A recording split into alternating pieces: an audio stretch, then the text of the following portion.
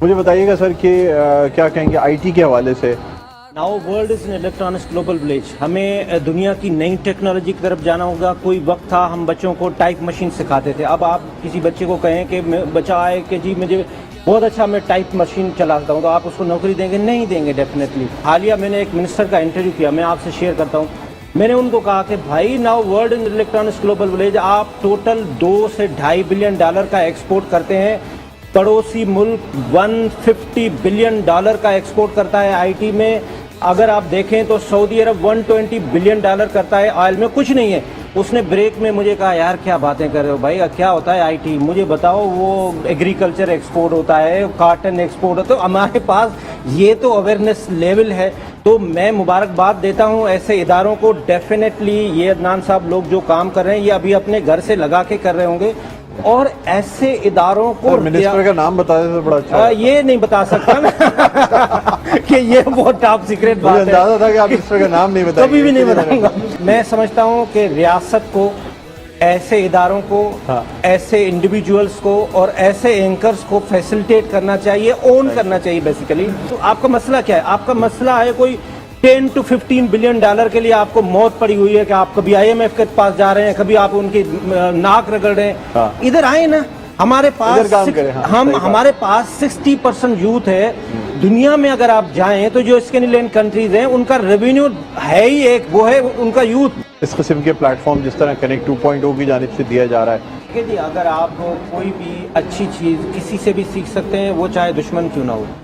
پڑوسی ملک نے اسی طرح سے کیا جس طرح سے انہوں نے بنگلور کو آئی ٹی سٹی کا ہب بنا دیا. اس وقت آپ کو اگر دیکھیں تو دنیا میں سب سے زیادہ جو ٹیکنالوجی آئی ٹی کا ہے وہ آپ کو ریسورس انڈیا سے مل رہا ہے. اس کا ریزن کیا ہے؟ انہوں نے سب سے پہلے اسی طرح سے چھوٹے چھوٹے اسٹالز کھولے، چھوٹے چھوٹے آفیسز کھولے اور اس کو ریاست نے اون کیا اور ان کو پراپر طریقے سے فیسلٹیٹ کیا. ضرورت اس بات کی ہے کہ ایسے بزنس مین جو آئی ٹی سیکٹر میں آئے، جس میں اب ہمارے پاس انفارچونیٹ کیا ہے؟ ہمارے پاس انفارچونیٹ یہ ہے کہ ہمارے پاس لوگوں کو ابھی تک آئی ٹی کی آئی کا پتہ نہیں ہے، ٹی کا پتہ نہیں ہے. آپ آئیں، سب سے پہلے حکومت پاکستان ان کو سمجھائیں کہ بھائی آپ نے اپنے آپ کو آئی ٹی میں کس طرح سے یوٹیلائز کرنا ہے. آپ کوئی بھی پلیٹ فارم دیں. اس وقت آپ دیکھیں سوشل میڈیا کا کتنا بڑا پاور ہے. اس کی ریزن کیا ہے؟ آپ نے ان کو ایک ٹول دیا، آپ نے ان کو سوشل میڈیا پہ فیس بک دیا، آپ نے ان کو واٹس ایپ دیا، آپ نے ان کو انسٹا دیا، آپ نے ان کو وہ اس لیے کہ ان سے لالچ ہوئی، کچھ نہ کچھ وہ ارن کر رہے ہیں. اس طرح سے ریاست کو چاہیے، گورنمنٹ آف پاکستان کو چاہیے کہ پازیٹیوٹی میں آئیں.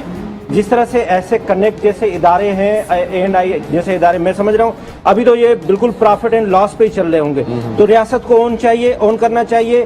جو آپ کا ریسورس اس وقت جو آپ کا یوتھ ہے 60% سے زیادہ، آپ کو اور کیا چاہیے؟ آپ کو چاہیے صرف یہ کہ آپ ان کو یوٹیلائز کریں. ادروائز یہ ہو رہا ہے کہ ابھی آپ نے حالیہ رپورٹ سنی ہوگی کہ جی 7 لاکھ سے 8 لاکھ جو ہے وہ ہمارا یوتھ جو ہے وہ ایکسپورٹ ہو گیا. اور وہ اس لیے ہو گیا کیونکہ UAE جیسے ملک، عرب کنٹریز ان کو فیسلٹیٹ کر رہے ہیں، ان کو فری ویزا دے رہے ہیں کہ آپ آئیں اور آپ ہمارے ملک میں آ کے کام کریں.